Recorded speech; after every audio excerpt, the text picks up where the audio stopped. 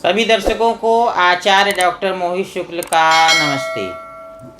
आज हम लोग जैसा कि अगली चर्चा को आगे बढ़ा रहे हैं, अभी हम लोगों ने पिछले वीडियो में वेदों पे चर्चा कर रहे थे। तो हमें अपने परिवार का एक कुशल नेतृत्व कैसे करना चाहिए ये भी ऋग्वेद हमें बता देगा।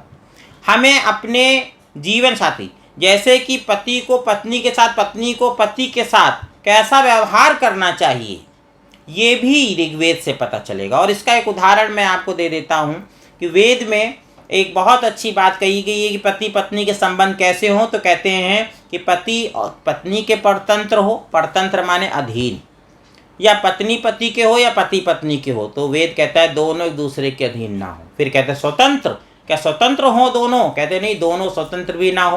तो कहते भाई अधीन भी कोई किसी के ना हो, स्वतंत्र भी ना हो। फिर क्या हो? तो एक बहुत अच्छा शब्द वेद में आया जिसको एक बार मैं एक व्याख्यान दे रहा था, वहाँ पर एक फैमिली कोर्ट की जज साहिबा बैठी थी। उन्होंने उस वक्तव्य को सुना और उनको बहुत अच्छा लगा वो वर्ड मैं आपको बताने जा रहा हूँ। ध्यान देके सुनिएगा। परस्पर तंत्रता।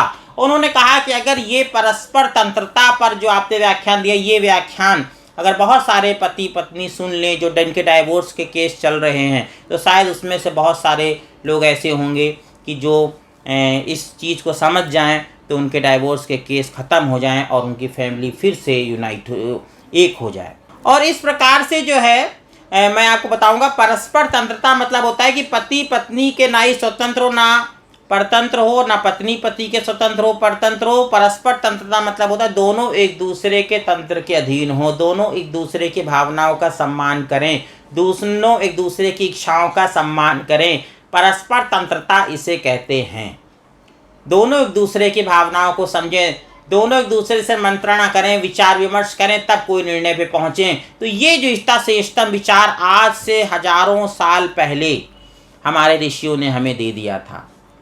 और हम सोचते हैं कि प्राचीन काल में पत्नी का सम्मान नहीं पति करते थे, नारियों का सम्मान नहीं था, या इसके विपरीत कुछ और सोचते हों, मगर ऐसा कुछ नहीं है। दोनों को समान अधिकार थे। और बहुत अच्छी बात जो है यहाँ पर कही गई है। कभी मैं इस मंत्र को उल्लेख करूँगा और इस पर विस्तार से चर्चा आपके साथ करूँगा।